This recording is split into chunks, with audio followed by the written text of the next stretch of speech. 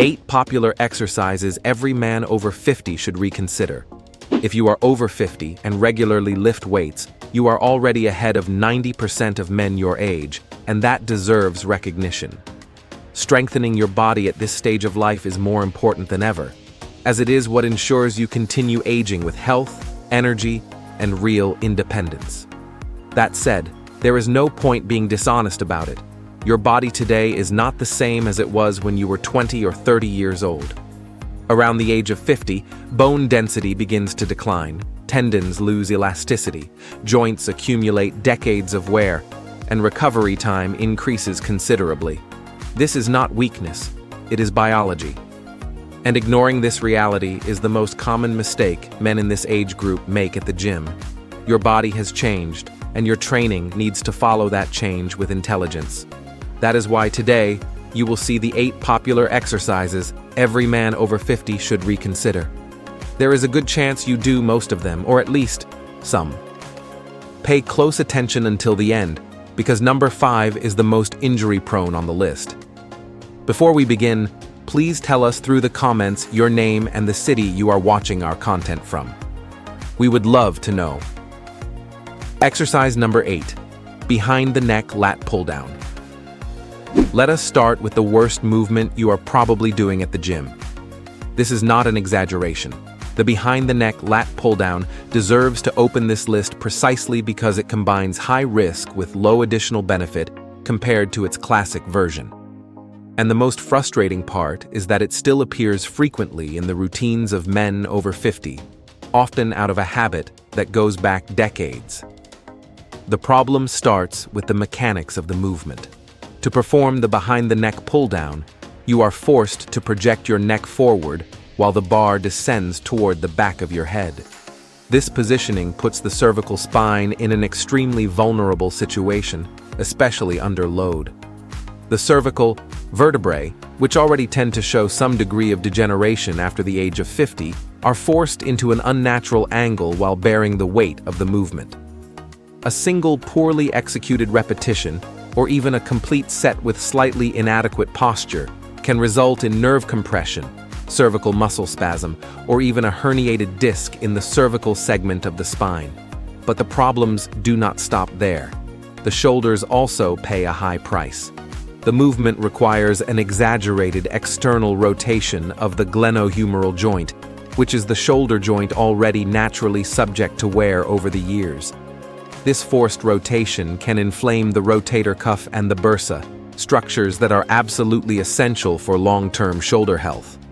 A rotator cuff injury resulting from this exercise can keep you out of the gym for weeks, sometimes months, and in more severe cases may require surgical intervention. And do you know what the worst part is? There is absolutely no additional muscular benefit that justifies this risk. The latissimus dorsi, which is the target muscle of this movement, is recruited just as efficiently, if not more efficiently, in the classic front pull-down, where the bar descends to chest level with an upright and controlled posture. If you want to further enhance the work on the lats, try the front pull-down with a supinated grip, meaning with your palms facing you. This variation increases bicep recruitment as a synergist muscle, and many practitioners report a superior lat contraction with this grip. The muscular result is the same or better. The risk immensely lower. There is no reason whatsoever to continue with the behind-the-neck version. Exercise number 7, dumbbell fly. The dumbbell fly is a classic chest exercise, and most men who perform it have no idea where the danger lies. The problem is not in the lifting phase. It is in the lowering phase, especially when the dumbbells reach the lowest point of the movement. In that position of maximum stretch, the shoulders are at a hyperextension angle with active load in the hands, generating brutal tension on the rotator cuff and the tendons surrounding the glenohumeral joint. After the age of 50, this structure already tends to show some degree of wear, often silent, with no apparent pain in daily life. And that is where the danger lies. Tendon tissue that is already weakened may show no signs until a poorly controlled movement is enough to turn a micro-injury into a real and painful lesion. I have observed that many men report a clicking sound in the shoulder doing exactly this exercise, and the complaint is always the same. The weight went a little deeper than it should have in a careless repetition. There is also an aggravating factor that few people consider. As the years pass, the strength of the shoulder stabilizing muscles tends to decrease relative to the primary motor muscles.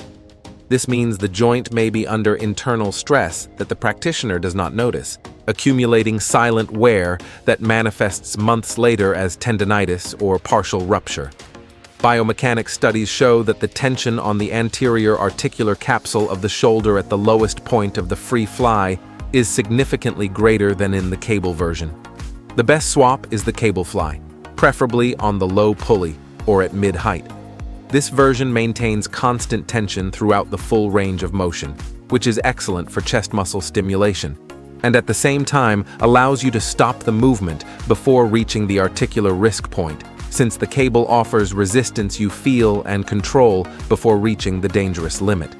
You still work the chest fully. You still feel the stretch, but without placing the shoulders in a position of unnecessary vulnerability. Anyone who already feels discomfort in the front of the shoulder when doing the dumbbell fly should consider making this swap immediately. Exercise number 6. Any bench press with a barbell. The barbell. Bench press is perhaps the most popular exercise in gyms around the world. Ask any gym goer what they train on Monday, and the answer will probably involve the bench press.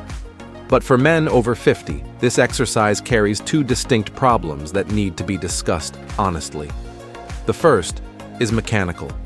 The barbell fixes the path of your arms in a completely rigid line that does not always respect the individual anatomy of your shoulders. Each person has a slightly different joint structure, and forcing that structure to follow a single inflexible path over years of training can generate impingement and progressive joint wear. You will feel that bill arrive at some point. The second problem is safety. Without a training partner present, a muscular failure with the loaded barbell directly over your chest can have very serious consequences. And let us be honest, how many times do you train completely alone? Switching to the dumbbell bench press solves both problems at once. Dumbbells allow each arm to follow a natural path, respecting the anatomy of your shoulders individually, and can be safely dropped to the sides in case of muscular failure, without the risk of falling on your chest. It is also worth mentioning that the chest, to achieve full development, depends on adequate scapular retraction, which is easier to maintain with dumbbells than with a barbell, since the barbell limits freedom of movement and often causes people to neglect scapular position. For those who train alone frequently, the machine chest press is also an excellent option, offering even more structural safety without sacrificing progressive overload. I have observed that practitioners who make this swap report not only less joint discomfort in the shoulders, but also a better mind-muscle connection with the chest over time. Before we continue, do not forget to subscribe to the channel and activate the notification bell. Having constant access to science-based information is what will help you progress with long-term health in the world of exercise. Exercise number 5. Front raise. The front raise is one of those exercises that survives in routines much more out of tradition than out of real necessity. And when we talk about men over 50, the argument for removing it from the routine becomes even stronger. The anterior deltoid, which is the front portion of the shoulder and the primary muscle worked in the front raise, is already recruited in virtually every pushing exercise you perform, in the dumbbell bench press, in the overhead press, and in push-ups. This means this portion of the shoulder already receives sufficient training volume without you needing to dedicate an exclusive exercise to it.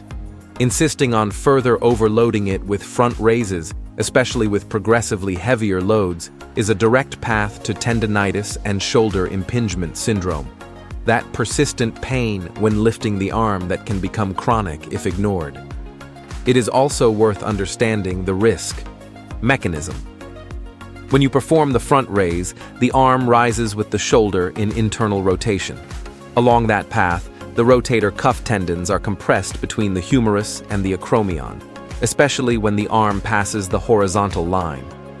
Doing this repeatedly with an anterior deltoid that is already pre-recruited from other movements is exactly the recipe for chronic inflammation. And that inflammation accumulates silently until one day you feel that pain when lifting your arm and realize you waited too long. And the cost of an injury to the anterior deltoid is high. Inflammation in that area will compromise not only shoulder training, but all chest exercises as well, since the muscle acts as a synergist in horizontal pushing movements. Recovery can take months, all of that for an exercise that was not even necessary.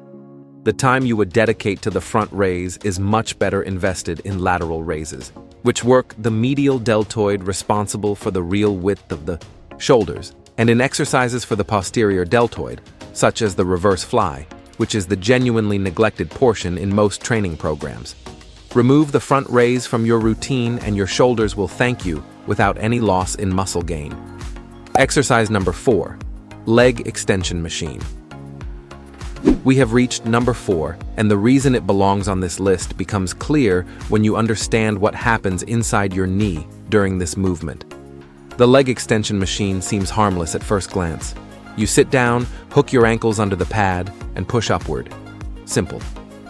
But the stress this movement generates on the knee is considerable, and more importantly, it is not natural.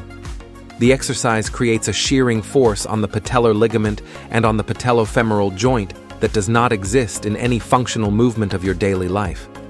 No natural gesture in everyday life loads the knee in this specific way. This means you are applying a highly specific articular stress on a structure that was not evolutionarily conditioned to endure it repetitively. With aging, the articular cartilage of the knee loses thickness and shock absorption capacity, and the tendons around the joint lose elasticity. This combination of changes makes the repetitive shearing tension of the leg extension machine potentially destructive over time. Research in orthopedics shows that this type of stress is directly associated with the aggravation of patellar chondromalacia, which is the wear of the cartilage on the inner surface of the kneecap, and with the progression of patellofemoral osteoarthritis. Anyone who already has a history of patellar pain, knee clicking, or any diagnosis of cartilage degeneration should avoid this exercise urgently. The good news is that the quadriceps, which is the muscle the leg extension machine theoretically isolates, can be trained in a much safer and more functional way with other exercises. The goblet squat with a dumbbell, performed with controlled range of motion and upright posture, the leg press with range of motion limited to 90 degrees of knee flexion, and dumbbell lunges are all options that strengthen the quadriceps with a much more physiological load distribution on the knee joint. Your quadriceps will grow. Your knees will thank you. Exercise number 3, barbell upright row. The barbell upright row occupies a curious place in the world of weightlifting. It is frequently included in shoulder or trap workouts because it seems efficient for both regions, but from a biomechanical standpoint, the risk it represents for the shoulders is greatly underestimated by most people.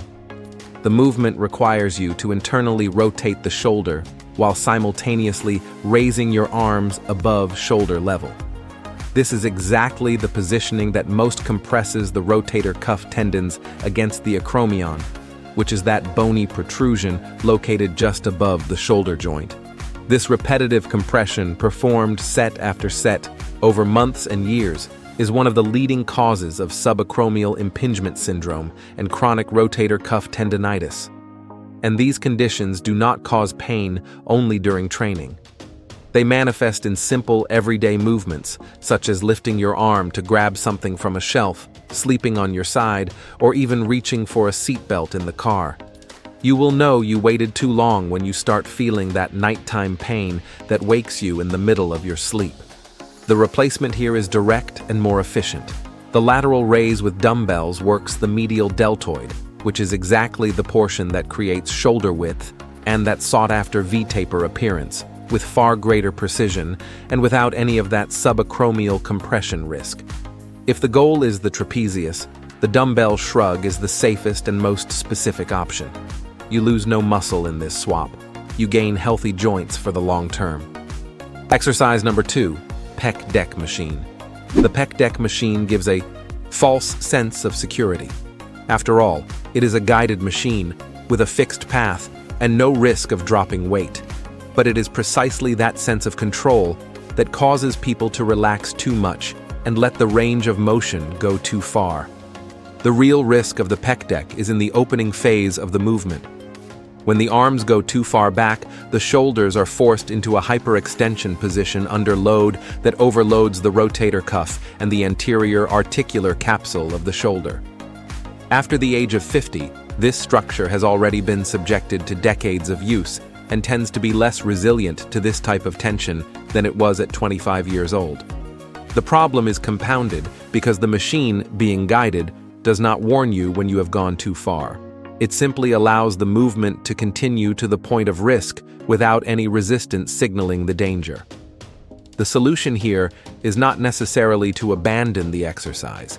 It is to use the machine consciously and with discipline.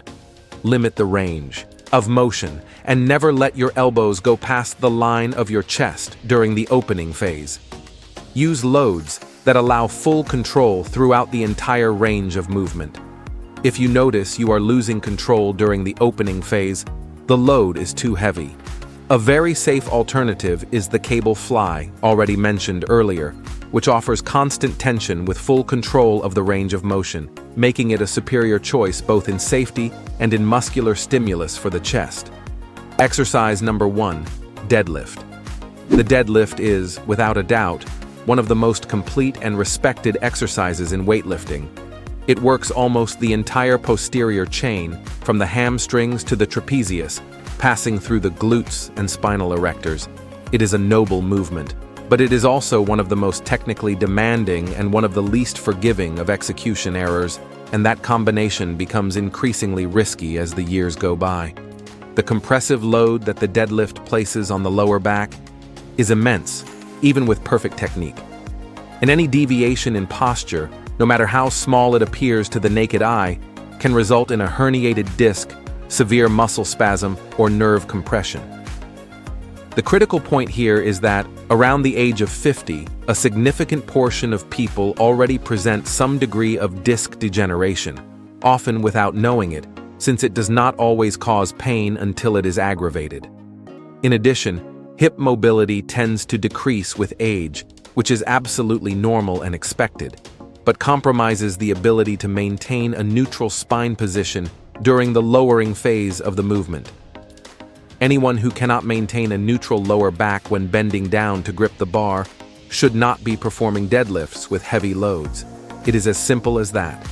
This does not mean completely abandoning posterior chain work. It means substituting with safer and equally effective versions. The farmer's carry, which is simply walking with heavy dumbbells in your hands, offers much lower spinal stress while strengthening the spinal erectors, the core, and the hamstrings in a functional way. The seated cable row works the lats and trapezius without any compressive load on the lower back. And the Romanian deadlift with dumbbells, performed with a reduced and controlled range of motion, delivers a large portion of the benefits of the conventional deadlift with a fraction of the risk to the spine. If you have a history of lower back pain or disc degeneration, these substitutions are not optional. They are necessary. If you enjoyed this and want to also discover the 8 things that hormonal decline forces men over 40 to do if they want to keep building muscle mass, we have a video appearing on your screen right now showing each of them in detail. Make sure to check it out. Thank you for watching until the end, and God bless you, my friend.